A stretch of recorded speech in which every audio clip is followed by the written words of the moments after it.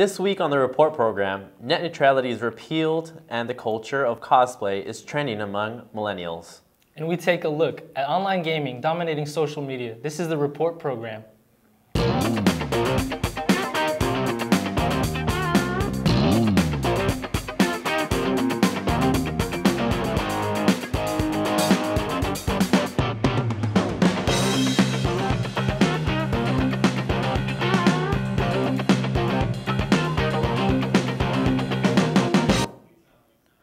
Welcome to another special edition of the Report program.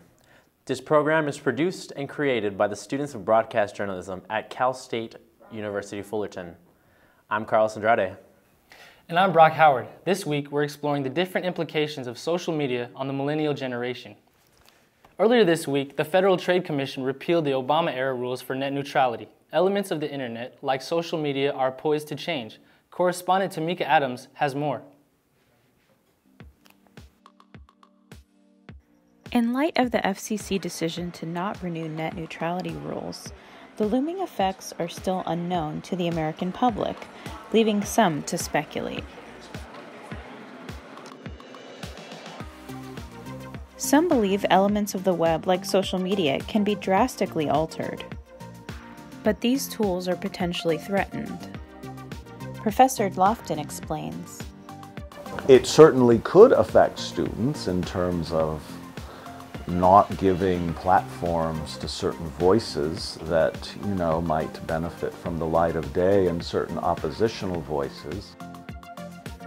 The average American uses social networking for at least 35 minutes to an hour a day, according to Mashable.com, and those estimates are conservative, with millennials as the most active and concerned. Professor Lofton explains. While those things are certainly worth mentioning, I also think that, the reason Trump is president right now is because of Twitter and because of social media. And as we've learned, in a very fact, because of the exploitation of masses of misinformation that were deliberately injected into the communication realm of the internet, it seems, certainly impacted the perceptions of the candidates in a very biased way. Social media is an important tool for students. And if net neutrality changes the game, communication trends could pose difficulties in the future. I'm Tamika Adams with the Report program. To get more updates on net neutrality, see the official website at fcc.gov. Social media used by millennials has skyrocketed over the past few years, along with the depression and loneliness rates reported by millennials have also increased. Can this be related to social media use? Our reporter Alyssa Freider has more. With the rise of smartphones like the iPhone and Samsung Galaxy, social media use has also skyrocketed because the sites are now available in tiny apps on your phone. These various social media apps include Facebook, Instagram, Twitter, Pinterest, Snapchat, and more. Social sites have given us the ability to communicate with people on the other side of the world, network, and receive live updates on major events that are even quicker than the news. Journalism student Hossam Elatar explains. But I think it's good for networking, like when you're young and you want to make contacts, like Facebook, LinkedIn, and stuff like that. That will help you in your career. And I think it's also good to keep up with people in your life from high school we probably won't see every day. Although social media has become such an amazing tool in society, it has also become detrimental to the mental health of younger generations. According to the U.S. Department of Health and Human Services, 71% of teens use more than one social media platform and are spending 9 hours a day on the sites. Today's teens are reportedly more likely to experience depression, loneliness, and envy. Dr. Emily Erickson, Associate Professor of the Communications Department at Cal State Fullerton, explains how social media is causing this in teens. There's a theory called social comparison theory, and it's probably at the root of a lot of negative effects that people feel from various types of social media. And it's the notion that we can't help, we are always comparing ourselves to other people. And because social media is so good at making it look like you're having the time of your life, if you're sitting at your computer, you feel like everyone's having fun and you're not. Dr. Erickson recommends that teens take breaks from social media to help improve their mental health. This has been Alyssa Freider for the Report program. Experts say social media may be anxiety-provoking, especially amongst teens, due to utilizing likes on posts as how many people actually like them. Reporter Maricela Perez has more. Is there such thing as likes anxiety?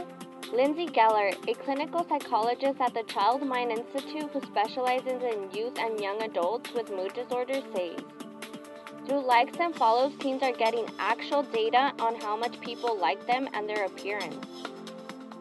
There is neuroscience research that actually shows that likes activate the same brain regions that are activated when people consume substances, eating food, engaging in sex. So this is the same reward system in the brain that is activated with likes. So when we receive a reward like that, dopamine is released. You're used to getting like a high number, and then you post something that's not with your face, you get a lower number, and then people feel like, well, nobody likes me because I'm used to getting this many amount of likes. I like to get like at least 100, or I'm like, ooh, that sucks. But that's like, yeah. Researchers from the University of Essex also found that girls use social media more than boys, and their mental health seems to suffer. Like, it's hard to admit, but girls do have the lowest self-esteem, and they do tend to have more social media than guys do. The brain automatically wants this thing so hard, wants this reward, that they just keep on checking for liking again and likes again and again. And this could be very compulsive and addictive behavior. There's the other case too, like people are just confident, they feel good about themselves, they post a photo and regardless of the number of likes, like they're cool with it. It's just a sort of thing to like be like, oh, I did also have fun and I do look good and I have all these likes to prove it. This is Maricela Perez reporting for the Report program. It isn't obvious that social media has taken over the way millennials choose and pick what lifestyle they want. But how far has this gone? With millennials continuing to shape the future of industries, social media apps will continue to influence the choices they make. Our reporter Corey Mack explains.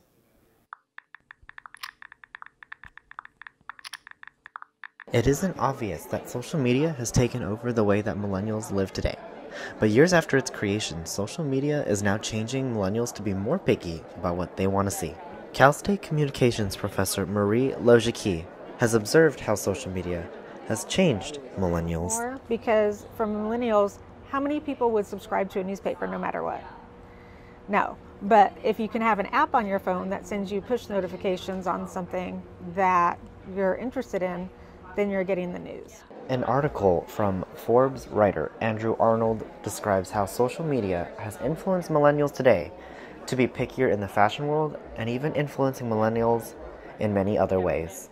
Entertainment and Tourism Club board member and a millennial, Lauren Minuti, had this to add. I think I personally do choose to use my social media accounts as a way of not only just obviously I follow accounts for things that I'm interested in, like whether it's an actor or like a clothing line or a magazine. I follow because I like and I want to know more about these specific niche interests that I and other people have. So, whether it's shopping or news or health trends, millennials are definitely pickier after using social media. I'm Corey Mack for the Report program. Coming up after this commercial break, the latest in internet trends like cosplay and makeup artists taking over social media. Stay with us. When I was in foster care, I never knew when I would have Tell them to stop. Tell them the teleprompters. ready to go. Then one day I was adopted. My new parents opened their hearts and home to me. My parents cook my favorite breakfast for me every morning. My parents take me on trips I never thought I would go on. They gave me a home and an even better reason to use that suitcase. My parents aren't perfect, but they're perfect for me. Welcome back to the Report program. The world of cosplay has been growing thanks to the free exposure on social media platforms like Instagram. One cosplayer has been garnering a following.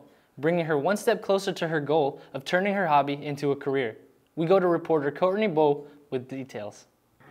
Lauren Nguyen is a cosplayer who works tirelessly for almost 2 months per costume. She posts on Instagram, a popular social media site, to document her grueling process. Do I want to make my cosplay life a career? I told myself, I made this hard decision. I said yes. Cosplay is a Japanese term meaning costume play, where you bring fictional characters to life. Conventions like Anime Expo and Comic-Con are places you would usually find these cosplayers. 30,000 people racing to get inside the Anime Expo. This is about to get crazy. The use of social media platforms like Instagram give new and upcoming cosplayers a chance to build a career by gaining a following of people who respect their work. More followers mean more recognition. I use Instagram mostly because it's really simple. It's just posting your pictures, and I would say 99% of cosplayers use Instagram because it's an easy way to connect, and it's practically a business profile come to life. So I use it as a way, hey, my name is so-and-so and this is my work. Do you want to talk? Do you want to be friends? Or do you just want to look? Although the career of cosplay seemed impossible a couple of years ago, now with the help of social media, cosplayers can get the acknowledgement they deserve and showcase their talents without going to conventions. This has been Courtney Bowe reporting for the Report Program. The beauty industry is larger than ever before, and social media may be to blame. A new generation of makeup artists have found social media to be their greatest ally, using it to promote their art and gain notoriety. Our reporter Ryan Matthew has more on this. Hey guys, welcome back to my channel. For millions of social media users, the beauty industry's presence is undeniable, appearing on platforms such as Instagram, Twitter, and YouTube. Despite its financial ups and downs, the beauty industry's revenue has hit a whopping $445 billion as of 2017, according to analytics firm CB Insights. Many contribute this type of success to the increase of self-made makeup artists who have risen from a new generation using social media to self-promote their work. These platforms have given them the ability to bypass traditional methods of rising to success and showcase their work directly to their followers and fans. One makeup artist following in these footsteps is Desiree Orderica, owner of the account Binge Makeup on Instagram. She explains what has come from posting her work online. I have my own promo code for eyelashes. I have got commented and followed by huge makeup places like Tatcha, Benefits, and Jannar Cosmetics. I have made money on eyelashes as well, so it's a good win-win-win. With this kind of platform, Desiree acknowledges the pros of utilizing social media and uses them to her advantage. I want to have my own makeup brand. It's going to get my makeup out there so people can know me. Then I'm like, oh look, she knows how to do this, this, this, and she's coming out with makeup. Desiree is inspired by makeup gurus such as Jeffree Star, Manny MUA, and Jaclyn Hill. Artists like these have started from humble beginnings and have grown to have millions of followers, create their own lines of makeup, and even co-own makeup stores. They all started from the bottom, like Jaclyn started at MAC, so does Jeffree, and now look at them now. With the example of self-made makeup artists such as these, Desiree, as well as thousands of other makeup enthusiasts, are well aided with social media's outreach. Work your way up. That's all you gotta do. That's what I'm gonna try to do. The beauty industry is taking over and will only continue to do so via social media. For the Report Program, this has been Ryan Matthew. With social media continuing to grow and become more important in our daily lives, the amount of traditional face-to-face interaction is decreasing at a fast rate. Society becoming too dependent on social media as a means of communication? This generation has classified talking over social media such as Facebook and Twitter as a form of communicating. But is it really? The only form of communication that is actually communicating with someone is face-to-face interaction. When you walk around campus, you see people sitting with their heads buried in their phones or computers. Most of these people are alone, so they don't have to engage into conversation with someone. CSUF student Carlos Andrade shares his thoughts on the effects of social media. It really, I feel like any social media platform really wants you to express your own thought, to create your own like individual, but then at the same time it kind of groups you because there's a lot of other people out there that think the same way you do, that dress the same way, that eat, that honestly just do the same thing you do. Just like for us here, we're students, we all kind of have the same mentality of we got to graduate, we got to find a nice job, and then just go from there and have a good life.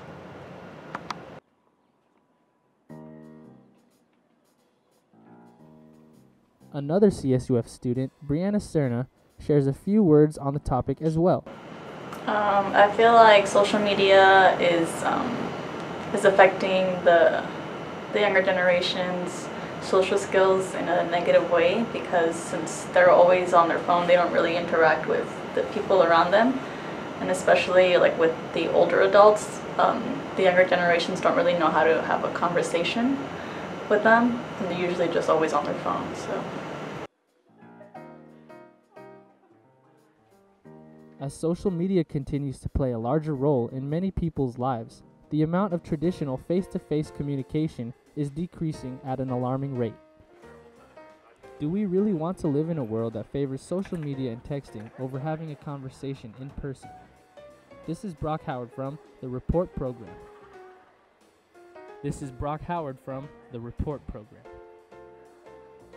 So how do you feel about social media in today's world? In today's world, I feel like social media is, keeping us from enjoying the real world. Like, we're too immersed in our phones. We have our head, down, looking at the phone or computer. And even at restaurants, I mean, all the kids, they're eating with their families, they're just focused on the iPad watching movies while their parents are eating. Like, there's no communication. That is true. How do you feel about it? Same way. Really disconnects people overall, and we should be more genuine with our time. Yeah, I think so too. Chances are, if you don't play Fortnite, someone close to you probably does. Reporter Michael Patterson takes a look at the game that is taking over the world on social media. If you're not familiar with what's playing behind me, this is Fortnite, perhaps one of the most popular free-to-play video games of all time. But it didn't always start that way. It wasn't until it was passed around social media did it take the world by storm. The game, which released in September of 2017, is a Hunger Games-esque battle royale simulator, with the goal to be the last player standing. According to the game's developers, over 10 million players had played the game in the first 2 weeks. However, nobody suspected that by the time March would roll around, that over 45 million players had played the game. This success is mostly attributed to its popularity among millennials on social media. According to Google Trends, which tracks the frequency of search terms, Fortnite's search interest increased exponentially in the months following its release, even becoming the most searched term earlier this April. With gameplay moments and references constantly being shared on platforms like Twitter, Instagram, and YouTube, almost anyone with access to these platforms has at least heard about the game at some point. Just last month, the rapper Drake appeared on a live stream of the game, which became the most watched video game live stream of all time on Twitch, reaching 668,000 concurrent viewers, consisting mostly of millennials. It just goes to show that if you want something to become the next cultural sensation among millennials, social media is the way to go. Now, if you'll excuse me, I've got a video game to play. After this short commercial break, we get different perspectives on the effects of social media and a day at the beach. Stay with us. Hey, look, it's those guys. Are you good to drive? I'm fine. How many did you have? I should be fine. You should be? Go and step out of the vehicle for me. See ya, buddy. Good luck. So turns out, buzz driving and drunk driving, they're the same thing, and it costs around $10,000. So not worth it. Thanks for staying with us. We continue with our special edition of the Report Program, focusing on social media. Some perceive social media as a negative creation. However, some believe that social media has a positive aspect. Brenda Gonzalez has more on the topic. Millennials are those considered to be born between the years 1981 and 1996. that by the year 2018 they will already be between the ages 22 through 37. As millennials were growing, so was technology. With the advancement of the phones, social media has also advanced. There are different platforms of social networking.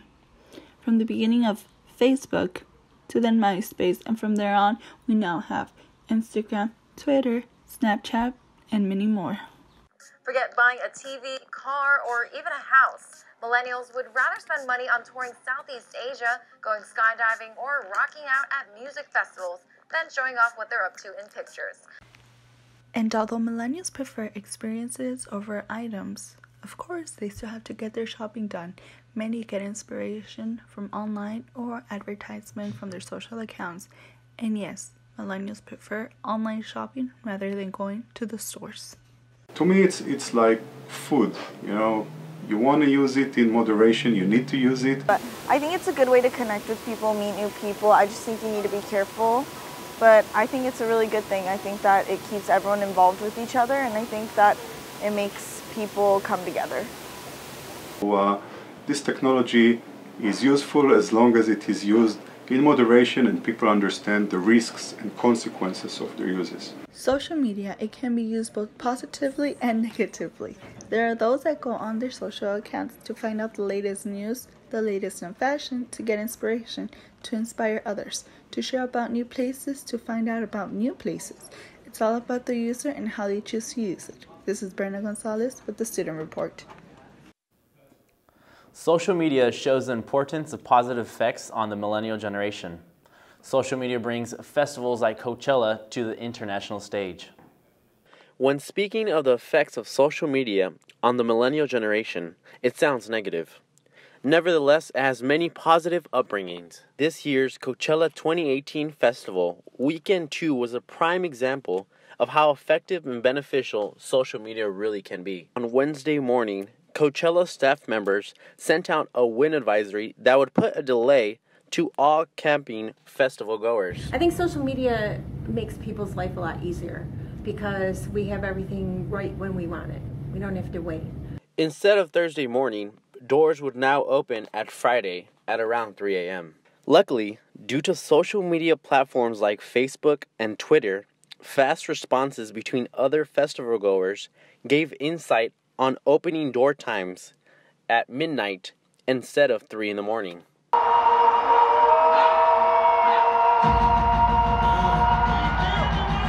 Social media also allows for recording memories. Without social media, images and videos wouldn't be able to be shared around the world that wasn't able to experience or even attend the event.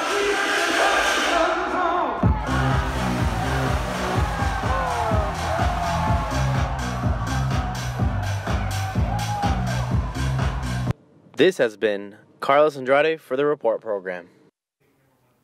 A 2016 study was conducted by a University of Pittsburgh which determined social media causes depression in young adults. However, it raises the question, does social media in reality connect or disconnect people? Hiba Berry reports. Social media has played a revolutionary part in the millennial generation. Hundreds of platforms have been released onto the market that allow users to share whatever, whenever. With the likes of then Friendster and MySpace, we now find millennials gravitating towards Instagram, Twitter, Snapchat, and Facebook. The use of these platforms have benefits, but do they have more downsides? And so oftentimes when you're like on social media looking at what other people are posting, you kind of like jealous or sad, or you have that fear of missing out because you see posts that like are of other people being happy and you're not with them doing that. Social media acts as like a business because, for example, at my internship at Sound, we typically use it to promote our events and promote our artists. And if you think about it, without social media, that part of marketing would not be available and you would not be able to reach out to those certain people. According to Forbes.com, a 2016 study was conducted by the University of Pittsburgh, which found the more time young adults spend on social media, the higher chance they are to be depressed. But why does social media usage cause depression? The study states, quote, "The exposure to highly idealized representations of peers on social media elicits feelings of envy and the distorted belief that others lead happier, more successful lives," end quote. You can tend to compare your life to other people's lives when you don't realize that the lives you're seeing are the highlights of someone else's life. They're not always like that. And you start to wonder, how come your life's not like that? And I think social media does lead to symptoms like depression and anxiety. Social media plays a huge part in our lives, but it seems the most effective way to prevent depression is to use it as little as possible. Reporting in Fullerton, this has been Hiba Berry for the Report program. Over the weekend, people around the world celebrated Earth Day.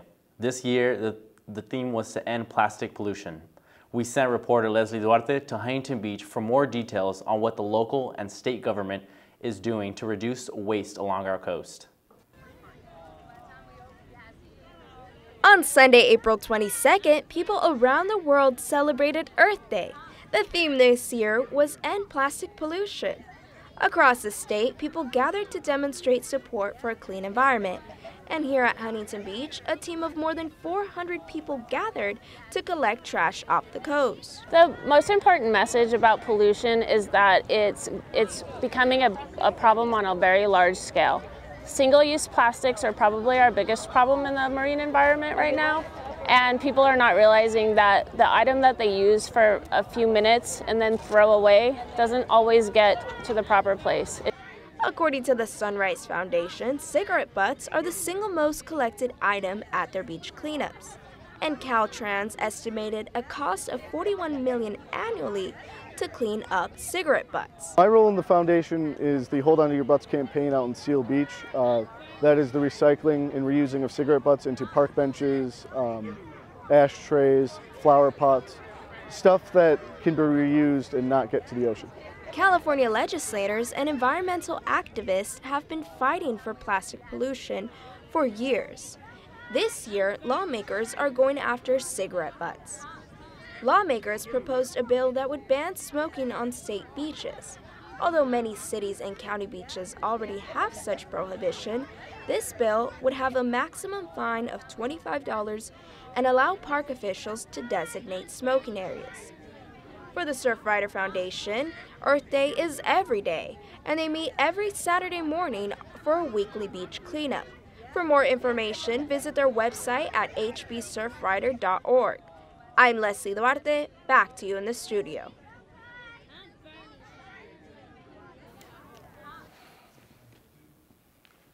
Well, that's all the time we have for today. Stay tuned for more new views and information for the Report program. I'm your host, Brock Howard. Thanks for staying with us. I'm Carlos Andrade. Stay fresh, Fullerton. So, what are you doing today? What are you about to do? That was a hell of a ride. Yeah?